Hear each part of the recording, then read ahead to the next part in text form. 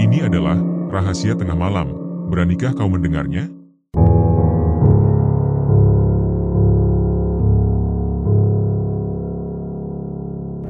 Nenek buyut dari Rosita, yang bernama Bu Sarifah, lebih dikenal oleh masyarakat sekitar dengan panggilan Mak Ipah atau Nyai Ipah. Ia tinggal di sebuah desa kecil di Indramayu. Mak Ipah merupakan sosok yang sangat salehah. Sepanjang hidupnya, ia tidak pernah meninggalkan salat 5 waktu. Suaminya pun dikenal sebagai pria yang taat beragama, selalu mengutamakan ibadah dalam setiap langkah hidupnya. Mereka berdua dikenal sebagai pasangan yang sangat bertakwa dan menjadi teladan bagi masyarakat sekitarnya. Suatu hari, beberapa tetangga mendatangi Mak Ipah untuk meminta pertolongan. Mereka mengaku menjadi korban santet. Tanpa tahu sebabnya, para tetangga itu langsung menuju rumah Mak Ipah, padahal sebelumnya, Mak Ipah hanya dikenal sebagai perempuan biasa tanpa keistimewaan apapun. Ketika permintaan tolong itu datang, suami Mak Ipah menyampaikan bahwa jika orang-orang itu telah datang dengan niat memohon bantuan, berarti memang sudah menjadi takdir bahwa Mak Ipah lah yang harus membantu. Mak Ipah sendiri merasa bingung karena ia tidak pernah memiliki kemampuan untuk menangani hal-hal semacam itu.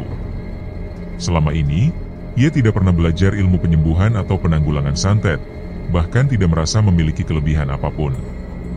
Namun, karena dorongan suaminya, Mak Ipah memutuskan untuk mengambil air wudhu dan menunaikan salat 2 rakaat untuk memohon petunjuk dari Allah. Usai menunaikan salat, tiba-tiba Mak Ipah merasakan bisikan-bisikan yang mengarahkannya tentang apa yang harus dilakukan. Berdasarkan bisikan tersebut, Mak Ipah mengambil air yang ditaruh di dalam sebuah baskom. Ia meminta korban yang terkena santet untuk berbaring, lalu mulai membacakan apa yang ia bisa. Karena hanya menghafal surat Al-Fatihah, Mak Ipah membacakan surat tersebut sebanyak 7 kali. Setelah itu, ia meniup tubuh korban dari ujung kepala hingga ujung kaki, sebanyak 7 kali tiupan. Segala sesuatu yang dilakukan Mak Ipah sepenuhnya berdasarkan bisikan-bisikan tersebut. Tidak lama kemudian, korban mulai bereaksi. Tubuhnya menggeliat hebat dan ia mulai berteriak-teriak. Beberapa saat kemudian, korban meminta untuk buang air besar. Keluarga korban segera mengantarkannya ke kamar mandi. Betapa terkejutnya mereka ketika melihat bahwa kotoran yang keluar bukan hanya berupa kotoran biasa, melainkan bercampur dengan paku, serpihan kaca, dan potongan silet. Pemandangan itu membuat semua yang hadir merasa ngeri, termasuk Mak Ipah yang baru pertama kali menyaksikan kejadian semacam itu. Beberapa hari kemudian, korban tersebut sembuh dan dapat kembali beraktivitas seperti biasa, bekerja di sawah serta berjualan di pasar. Kabar tentang kemampuan Mak Ipah pun tersebar luas. Banyak orang mulai berdatangan untuk meminta bantuan. Meski begitu, di dalam hati kecilnya, Mak Ipah sering mengungkapkan kepada suaminya bahwa ia sebenarnya tidak menginginkan kelebihan tersebut. Ia lebih memilih menjalani hidup sederhana tanpa menjadi pusat perhatian. Namun, karena banyak orang yang membutuhkan pertolongan, apalagi di masa itu praktik ilmu hitam seperti santet sangat marak, Mak Ipah pun tetap membantu, dengan niat murni untuk menolong sesama. Tidak hanya masyarakat sekitar, pasien-pasien dari kalangan Tionghoa pun datang. Mereka mengeluhkan adanya gangguan gaib yang menyerang keluarga mereka, menyebabkan sakit-sakitan berkepanjangan. Mak Ipah dan suaminya memandang semua orang dengan kacamata kemanusiaan. Selama berkaitan dengan upaya mengobati gangguan santet dan ilmu hitam, mereka berkomitmen untuk membantu hingga para pasien sembuh. Tanpa terasa, aktivitas membantu orang-orang tersebut berjalan hingga hampir 15 tahun lamanya, sesuatu yang sama sekali tidak pernah terbayang dalam kehidupan Mak Ipah. Suatu malam, Mak Ipah bercerita kepada suaminya bahwa ia mendengar suara langkah kaki orang-orang yang berjalan mondar-mandir di depan rumahnya. Suara itu terdengar ramai, seolah-olah ada kerumunan yang lalu lalang. Suaminya menganggap bahwa mungkin Mak Ipah hanya berhalusinasi atau bermimpi. Namun, pada malam berikutnya, Mak Ipah kembali mengungkapkan bahwa ia mendengar suara orang-orang yang mondar-mandir sambil melantunkan kalimat-kalimat zikir seakan-akan ada prosesi kematian. Padahal pada hari itu tidak ada berita kematian sama sekali di desa tersebut. Pada hari ketiga, Mak Ipah meminta suaminya untuk membelikan kain kafan. Ia beralasan bahwa sebagai manusia, sudah sepatutnya mempersiapkan diri sebelum dipanggil oleh Yang Maha Kuasa, agar tidak merepotkan keluarga. Suaminya menuruti permintaan itu dan bersama-sama mereka pergi ke pasar untuk membeli kain kafan. Pada hari keempat, Maipah kembali mengalami kejadian aneh. Ia mendengar suara banyak burung bertengger di atas atap rumahnya. Suara burung-burung itu terdengar jelas, seolah-olah memenuhi atap rumah, menciptakan suasana yang tidak biasa. Setelah salat subuh, saat hari masih gelap, Maipah mengutarakan keinginannya untuk mandi dan membersihkan tubuh dari ujung kepala hingga ujung kaki. Setelah mandi, Maipah terlihat sangat bersih dan wangi, sesuatu yang jarang dilakukannya secara berlebihan. Ia terlihat seolah-olah sedang mempersiapkan diri untuk bepergian. Anak dan cucu-cucunya merasa heran melihat perubahan tersebut. Mereka bertanya-tanya dalam hati tentang kemana Maipah akan pergi, melihat rambutnya yang disisir rapi, diberi minyak, dan diikat dengan sangat rapi. Maipah kemudian mengenakan pakaian terbaik yang dimilikinya, sebelum akhirnya masuk ke dalam kamar. Pada pagi hari itu, suami Maipah pergi ke ladang seperti biasa, menjalani aktivitas hariannya, sementara suasana rumah masih diliputi tanda tanya atas sikap dan perubahan yang terjadi pada Maipah. Sekitar pukul 8 pagi, salah satu cucu Maipah yang bernama Puspa masuk ke dalam rumah. Saat itu, usia Puspa berkisar antara 12 hingga 13 tahun. Begitu tiba, Puspa langsung menuju kamar Maipah. Tanpa ragu, ia menghampiri sang nenek dan mulai memijat tangan rentanya dengan penuh kelembutan. Maipah yang tengah berbaring membuka mata perlahan. Ia lalu memberi isyarat kepada Puspa untuk memanggil seluruh anggota keluarga, ayah, ibu, serta kakak-kakaknya. Puspa segera beranjak, berlari ke ladang untuk mencari keluarganya, kemudian melanjutkan perjalanan ke sebuah warung tempat beberapa kakaknya biasa berkumpul. Tidak lama berselang, seluruh keluarga akhirnya berkumpul di rumah Maipah.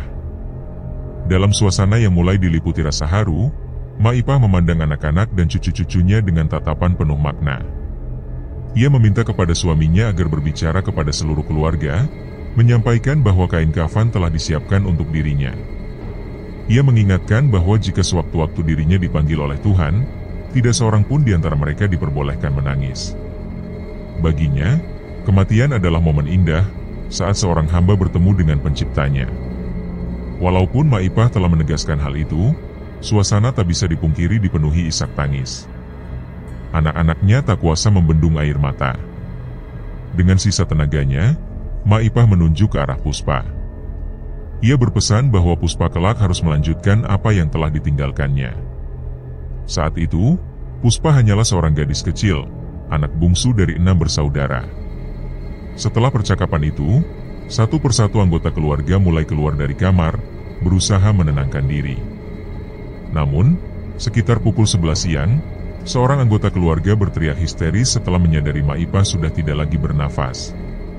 Semua orang bergegas masuk kembali ke kamar, meratapi kepergian sosok yang mereka cintai. Suami Maipah berusaha menenangkan mereka, mengingatkan tentang pesan Maipah agar mereka tidak menangis. Tetapi, rasa kehilangan yang begitu mendalam membuat nasihat itu sulit dijalankan. Air mata pun terus mengalir. Setelah proses pemakaman Maipah selesai, terasa sebuah kekosongan besar di daerah tersebut.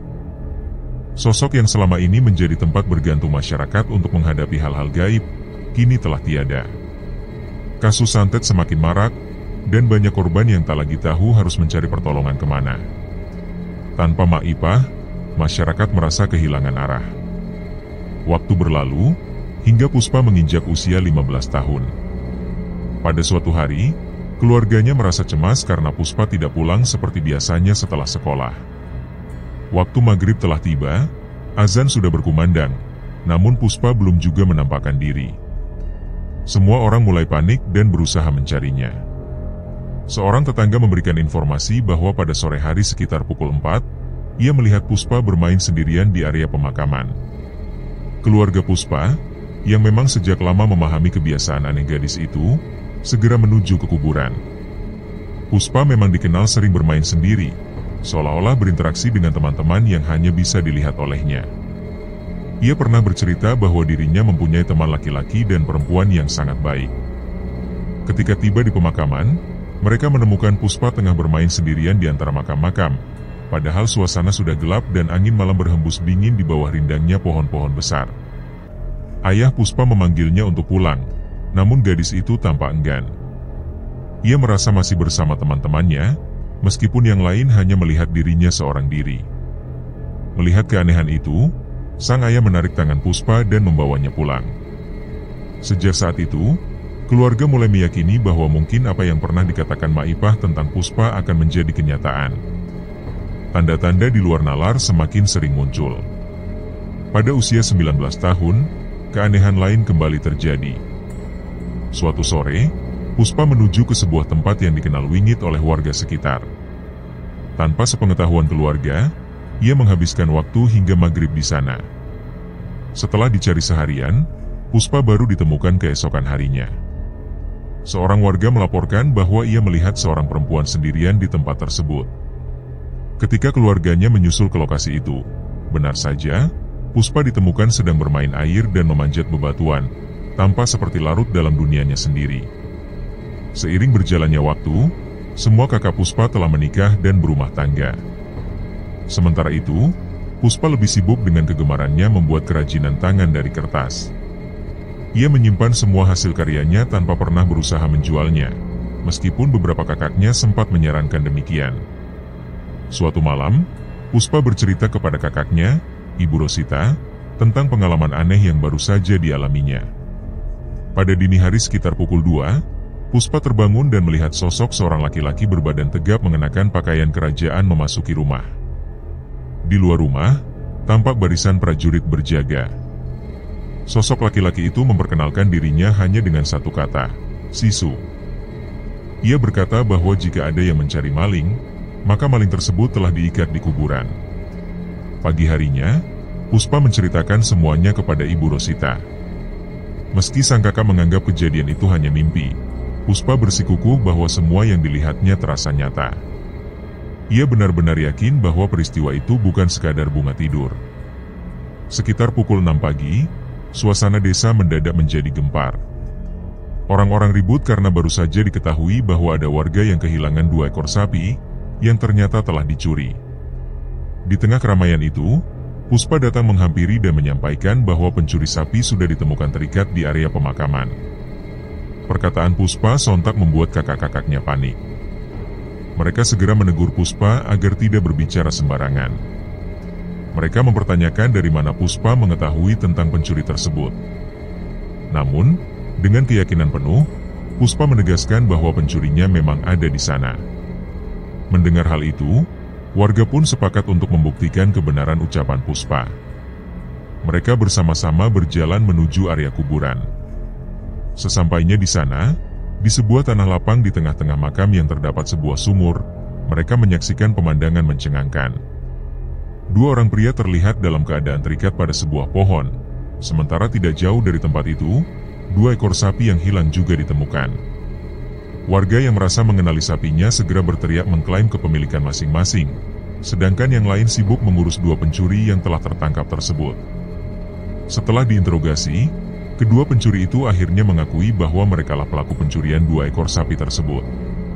Beberapa hari kemudian, ada seseorang yang dengan rasa penasaran menanyakan kepada kedua pencuri itu tentang siapa yang telah mengikat mereka di kuburan.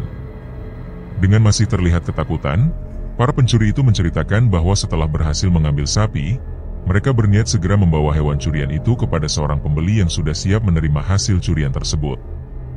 Namun, di tengah perjalanan, mereka melihat sekelompok orang berpakaian seperti pasukan kerajaan. Mereka merasa heran karena tidak mengenali orang-orang itu, apalagi dengan dandanan yang tampak aneh dan mencolok. Ketika mencoba melanjutkan perjalanan, para prajurit tersebut berdiri menghadang di tengah jalan, memaksa kedua pencuri untuk turun ke ladang dan melewati persawahan. Setelah kembali ke jalan utama, mereka kembali dihadang oleh pasukan yang sama. Tidak lama kemudian, seorang pria tinggi besar dengan tubuh kekar menghampiri mereka. Pria tersebut menginterogasi mereka tanpa banyak bicara dan langsung memegang tangan keduanya. Pada saat itu, para pencuri merasa tidak mampu bergerak, seolah-olah tubuh mereka dipegang oleh puluhan orang. Keduanya hanya bisa pasrah hingga akhirnya salah satu dari makhluk itu melayangkan pukulan ke wajah mereka. Seketika dunia menjadi gelap bagi kedua pencuri tersebut, dan mereka tidak sadarkan diri. Ketika terbangun, mereka mendapati diri mereka sudah berada di tengah-tengah kuburan, dalam keadaan terikat. Kejadian ini membuat seluruh warga desa kebingungan. Mereka pun mulai mencari tahu siapa yang pertama kali menyampaikan informasi tentang pencuri itu. Setelah ditelusuri, diketahui bahwa Puspa lah yang pertama kali memberitahukannya. Warga pun berbondong-bondong bertanya kepada Puspa, dari mana dirinya bisa tahu keberadaan para pencuri itu. Puspa menjawab bahwa ada seseorang yang memberitahunya. Seiring berjalannya waktu, muncul kejadian baru yang mengaitkan nama Puspa. Beberapa orang yang merasa terkena santet diarahkan untuk meminta pertolongan kepada Puspa. Padahal, berita tentang Puspa yang menjadi penerus Maipah, neneknya yang dulu dikenal sebagai orang pintar di desa itu, belum tersebar luas. Hanya keluarga Puspa yang mengetahui tentang warisan kemampuan tersebut. Suatu hari, seorang lelaki membawa istrinya yang sakit ke rumah Puspa. Ia menceritakan bahwa istrinya sudah lama tidak bisa berjalan, dan setiap malam perutnya terasa seperti ditusuk jarum. Bahkan mereka mengaku melihat banyak paku menempel di perut istrinya. Mereka meyakini bahwa istrinya telah terkena santet. Ayah Puspa bertanya mengenai aktivitas sehari-hari istri lelaki tersebut. Diketahui bahwa istrinya adalah seorang pedagang pasar yang cukup sukses, sehingga banyak pihak yang merasa iri. Dengan keyakinan penuh bahwa istrinya menjadi korban santet karena kesuksesannya itu, lelaki tersebut meminta pertolongan kepada Puspa. Namun, Puspa merasa bingung karena ia tidak tahu apa yang harus dilakukan. Akhirnya, keluarga itu diminta pulang untuk sementara waktu. Pada malam harinya, Puspa bermimpi bertemu dengan sosok lelaki berbusana kerajaan. Sosok itu memperkenalkan dirinya sebagai Ki Sabdo, dan mengatakan bahwa ia sudah lama mengenal Maipah, nenek Puspa. Ki Sabdo menyatakan bahwa kini ia akan membantu Puspa, memberikan arahan dalam hal-hal yang perlu dilakukan. Namun, Puspa dengan tegas menolak tawaran itu. Ia merasa sadar bahwa selama masa kecilnya, banyak teman-temannya ternyata adalah makhluk gaib. Sejak dewasa, Puspa memutuskan untuk tidak lagi berhubungan dengan dunia gaib. Karena itu, ia memilih tidak menerima bantuan dari Ki Sabdo. Meski begitu, dalam tidurnya, Puspa kembali didatangi oleh Ki Sabdo. Dalam pertemuan itu, Puspa merasa seolah-olah semua yang terjadi benar-benar nyata. Ki Sabdo memberikan instruksi agar Puspa mengambil 3 lembar daun di belakang rumah, merendamnya, lalu menumbuknya hingga halus. Setelah itu, ia harus membacakan surat Al-Fatihah sebanyak 7 kali, kemudian membalurkan daun yang telah dihancurkan itu ke perut pasien, sambil terus membaca Al-Fatihah. Keesokan harinya, Puspa tidak menceritakan mimpinya kepada siapapun. Namun, beberapa hari kemudian, keluarga pasien kembali datang dan memohon pertolongan. Puspa pun teringat akan arahan dalam mimpinya. Ia menuju ke belakang rumah, di mana banyak pohon tumbuh lebat. Awalnya, ia bingung daun apa yang harus dipilih, hingga akhirnya pandangannya tertuju pada pohon jambu klutuk. Ia mengambil 3 lembar daun jambu itu, merendamnya di dalam air, lalu menumbuknya hingga halus. Dengan hati-hati, Puspa membacakan surat Al-Fatihah sebanyak 7 kali pada daun tersebut, lalu membalurkannya ke perut pasien. Setelah itu, Puspa meniup dari ujung rambut hingga ujung kaki pasien sambil membaca Bismillahirrahmanirrahim sebanyak 7 kali. Ia melakukan semua itu berdasarkan apa yang pernah dilihatnya ketika Maipah masih hidup. Setelah proses pengobatan itu, pasien mulai mengerang kesakitan. Tanpa diduga, ia berteriak-teriak memanggil suaminya, meminta segera diantar ke kamar mandi. Namun sebelum sempat diantar, pasien tersebut justru mengeluarkan kotoran di tempat itu. Kondisinya sangat memprihatinkan, karena kotorannya lembek, menyerupai diare, dan di dalamnya ditemukan banyak benda asing yang mengerikan, seperti serpihan kaca, paku, dan potongan logam kecil. Melihat kejadian itu, semua orang yang hadir di tempat tersebut spontan berteriak ketakutan dan merasa jijik, termasuk Puspa. Antara rasa takut dan jijik, Puspa pun berlari keluar karena tidak sanggup menyaksikan pemandangan tersebut. Sekitar 1 jam kemudian, setelah kondisi pasien dibersihkan, Puspa dipanggil kembali ke dalam rumah. Saat ia masuk, Puspa mendapati tubuh pasien itu hanya tinggal lemah tanpa lagi mengerang kesakitan seperti sebelumnya. Beberapa waktu kemudian, pasien itu dipulangkan ke rumahnya. Beberapa hari berselang, pasien beserta suaminya kembali datang ke rumah Puspa. Kali ini, pasien yang sebelumnya lumpuh kini dapat berjalan normal. Mereka membawa beberapa kilogram beras, hasil kebun, dan berbagai bingkisan lain sebagai ungkapan rasa terima kasih kepada Puspa. Meski Puspa merasa dirinya tidak memiliki keinginan atau kemampuan menjadi orang pintar, ia akhirnya menerima pemberian tersebut setelah didesak oleh keluarga pasien. Sejak kejadian itu, nama Puspa mulai dikenal luas di kalangan masyarakat. Banyak orang, terutama pasien-pasien lama yang dulu pernah berobat kepada mendiang Mak Ipah, kini kembali datang untuk mencari pertolongan kepada Puspa. Seiring waktu, orang-orang mulai memanggilnya dengan sebutan Nyi Puspa atau Yu Puspa, sebuah panggilan hormat untuk seseorang yang dianggap memiliki kemampuan khusus. Di usianya yang telah menginjak 30 tahun, kakak-kakak Puspa mulai merasa cemas. Sebab, hingga saat itu, Puspa belum juga menikah. Ketika ditanya mengapa ia belum berumah tangga, Puspa hanya menjawab bahwa dirinya merasa lebih tenang dan nyaman menjalani hidup seperti itu. Melihat kondisi tersebut, keluarga besar Puspa mengadakan rapat kecil. Mereka membicarakan tentang masa depan Puspa yang dianggap kasihan bila terus hidup seorang diri. Kakak tertua Puspa bahkan mengungkapkan keyakinannya bahwa adiknya itu telah diperistri oleh sosok gaib. Pendapat ini sempat menimbulkan perdebatan di antara mereka, karena sebagian besar merasa keberatan dan tidak percaya. Namun, keyakinan kakak tertua itu berlandaskan pada kebiasaan Puspa yang lebih sering menghabiskan waktunya di dalam sebuah kamar khusus. Kamar itu tidak boleh dimasuki oleh siapapun, dan di sanalah Puspa kerap bermeditasi atau berdiam diri dalam waktu yang lama. Suatu malam, Puspa tiba-tiba menghilang dari kamarnya. Awalnya, keluarga mengira Puspa sedang pergi bertapa di suatu tempat, sebagaimana biasanya. Namun, ketika 2 hari berlalu tanpa kabar, mereka mulai dilanda kegelisahan. Pada hari ketiga dan keempat, Puspa tetap belum kembali, sehingga kekhawatiran keluarga semakin memuncak. Pencarian dilakukan hingga ke rumah-rumah kerabat jauh, namun hasilnya tetap nihil. Hingga 10 hari berlalu, keluarga akhirnya melaporkan kehilangan Puspa kepada pihak kepolisian. Pencarian besar-besaran pun dilakukan, namun tetap saja tidak membuahkan hasil. Minggu berganti bulan, hingga akhirnya keluarga besar mengikhlaskan kepergian Puspa, meyakini bahwa ia telah tiada. Namun, secara mengejutkan, setelah 3 tahun berlalu, Puspa tiba-tiba muncul kembali. Salah seorang warga yang pertama kali melihatnya hampir tidak percaya dengan penglihatannya. Berita tentang kembalinya Puspa pun dengan cepat menyebar, menghebohkan seluruh desa. Semua orang berbondong-bondong ingin melihat langsung, seolah-olah menyaksikan keajaiban. Mereka menganggap Puspa telah hidup kembali, sebab selama 3 tahun lebih ia dinyatakan hilang dan bahkan sudah dianggap meninggal.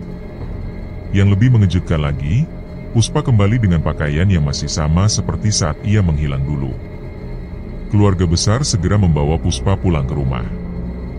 Dalam pertemuan itu, mereka menanyakan kemana saja Puspa selama ini. Puspa menceritakan pengalamannya bahwa selama ia menghilang, ia merasa hanya pergi selama beberapa hari. Ia mengisahkan bahwa ia dibawa ke sebuah kerajaan besar yang dihuni banyak orang. Di sana, Puspa menikah dengan Ki Sabdo, seorang punggawa dari kerajaan jin. Puspa menggambarkan suasana tempat tersebut seperti sebuah desa biasa, dengan penduduk yang tampak seperti manusia biasa pula. Ia menghabiskan hari-harinya dengan berjalan-jalan, menikmati buah-buahan lezat, serta makanan enak lainnya. Namun, suatu hari Puspa merasa rindu kampung halamannya. Ia pun meminta izin kepada Ki Sabdo untuk pulang, dan permintaannya dikabulkan. Setelah kembali ke dunia nyata, Puspa baru menyadari bahwa waktu telah berlalu selama lebih dari 3 tahun, meskipun dalam perasaannya, ia hanya merasa pergi beberapa hari saja. Sejak saat itu, pasien-pasien lama dan baru kembali berdatangan ke rumah Puspa untuk mencari pengobatan, baik untuk penyakit biasa maupun akibat serangan santet.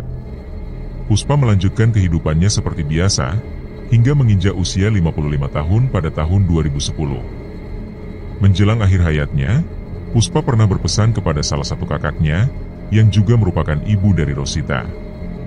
Ia mengungkapkan bahwa kain kafan untuk pemakamannya sudah ia siapkan, begitu pula biaya untuk prosesi pemakaman, agar kelak tidak merepotkan keluarganya.